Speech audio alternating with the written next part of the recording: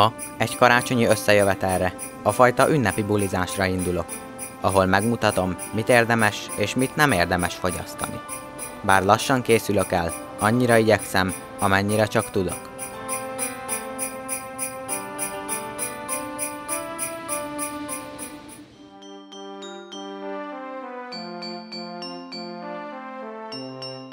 Mivel ma a saját lábaimon közelítem meg a helyszínt, ezért nagyon óvatosnak kell lennem. Bár a hely, ahová menni fogok, alig 10 lépésre van az otthonomtól, ki tudja, mi történhet velem az utazásom alatt. Te meg mi a fenét csinálsz? Ma nem kalandozgatok, hagyj békén. Ma karácsonyozni fogok, és jó lenne, ha te is azt csinálnád. Hülye. Bár némelyest ellenséges vagyok önmagammal, mégis megpróbálok összeszedett maradni. Nem próbálok meg, és ne magyarázz hülyeségeket, kérlek. Miután kimérgelődtem magam, előkeresem a legjobb minőségű és legerősebb illatú parfümöm, és alaposan befújom magam. Ez azért is fontos, hogy elfedjem a belőlem áradó erős tehénszagot, ami azon kívül, hogy orfacsaróan büdös, igen visszataszító is lehet egy ünnepi buliban. Bár azt hiszem, még rengeteg időm van, már is késésben vagyok, pedig alapozni még nem is volt időm.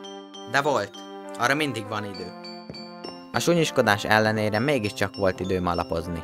Véleményem szerint valami olcsó, undorító, kölnihez hasonlító valamivel.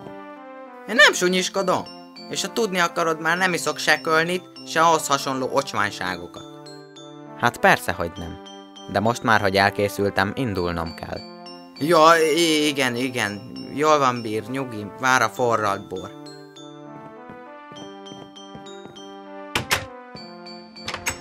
Miután neki indultam, becsukom az ajtót is, mert van agyam. Hűha, tényleg.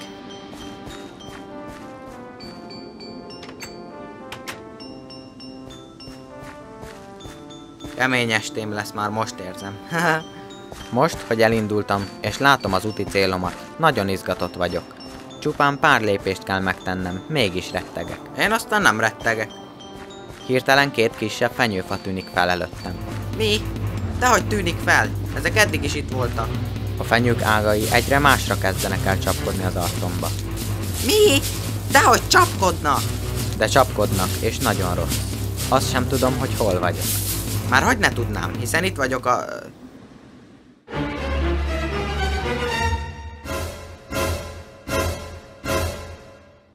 Ez meg mi a...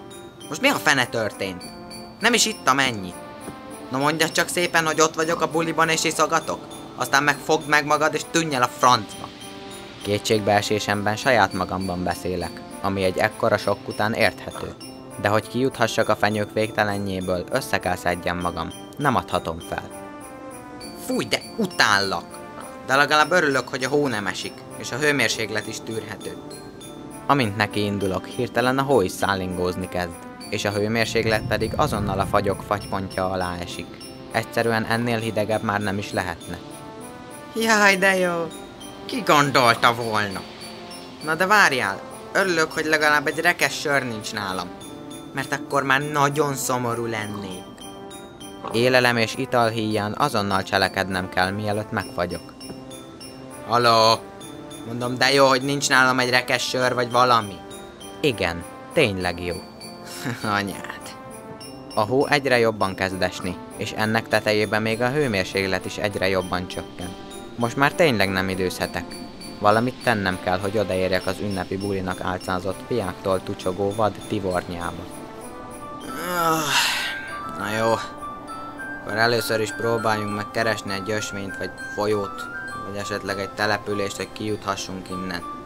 Közben persze némi szaloncukrot, beiglit és forralt bort is jó lenne találni egy keveset, hogy útközben gondoskodjunk az energia bevitelről. Persze találnék egy-két ajándékot a fák alatt, annak is nagyon örülnék.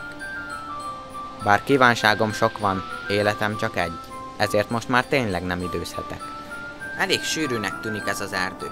Hogy tájékozódni tudjak, felmászok az egyik fenyő tetejére. Sietnem kell, hiszen az alapozásnak már kezd múlni a hatása. Ezt nem engedhetem. Mivel nem sokára teljesen kijózanodom, ezért az idő szoros hurkot tekert a nyakam köré. Minden tudásomra szükségem lesz, hogy túléljem ezt a kalandot. Hát úgy tűnik elég sűrű ez az erdő, de arra, mintha látnék valamiféle füstszerűséget. Remélem valóban füst, nem valamiféle köd, vagy egy eltévedt föld felett pásztázó gyilkos felhő. Na azokkal aztán nagyon kell vigyázni. Azt hiszed, egy egyszerű eltévedt sima felhő, aztán annyi is volt az életed. Bár az eltévedt föld felett pásztázó gyilkos felhők igen ritkák, nem szabad hagynom, hogy egy pillanatra is lankadjon a figyelmem. Nagyon hideg van. 2 ujjam már le is fagyott. Hát az biztos, hogy jövő karácsonykor házi bulit tartok. Mivel a jövő karácsony még messze van, ezért most inkább még életben kellene maradnom, ami ha ilyen töketlen maradok, nem igen fog összejönni. Nem vagyok töketlen, és életben maradok, meglátod. De most, hogy belőttem az útirányt, ami természetesen az ismeretlen eredetű füsthöz vezet, megpróbálok valami élelmet és egy kis forralt bort is keresni magamnak. Köztudod, hogy a forralt borok mindig a nagyobb testű fenyők mögött bujkálnak, ezért megpróbálok éber maradni. A szaloncukrok meg a beiglik azok meg csak úgy vannak, azokat nem is nagyon kell figyelgetni.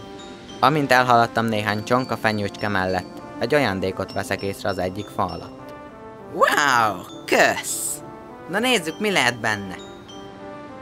Mi ez? Egy étkezési utalvány. Ez most vicc? Hát mi a szart csináljak ezzel, he? Fogadok, ezt is te találtad ki. Nem, ezt nem én találtam ki. Én egy csirkecsontot akartam adni neked. Abból legalább kiszopogathattam volna a velő. Na hát igen, ezért döntöttünk az utalvány mellett. Miután felfogtam a poén lényegét, és eltettem az értékes utalványt, ismét tovább indulok. Egészen térdig ér a hó, és ha továbbra is így fog zuhogni, akkor már azért is küzdenem kell, hogy ne temessen élve maga alá. Fájdalmas kimondani, de elég nagy páncban vagyok, ugyanis az alapozás már nagyon halványan kacsingat vissza. Mivel a menetelés sok energiát használ föl, ezért az alapozásnak megivott alkoholt egyre nagyobb mértékben használja fel a szervezetem, hogy fennmaradjon. A köcsög!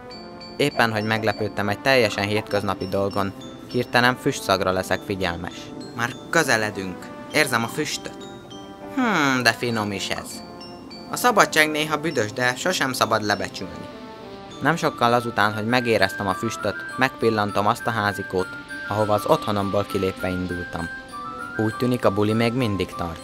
Gyorsan felkapom a lábam előtt termett szaloncukrot, benyalom, mert zselés és finom, majd az ajtóhoz sietek.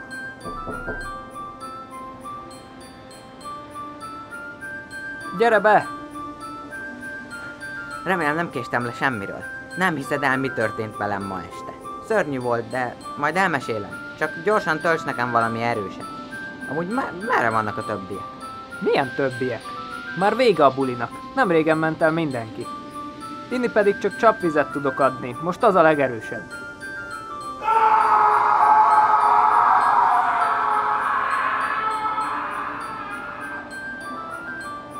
Boldog karácsonyt és kellemes ünnepeket mindenkinek!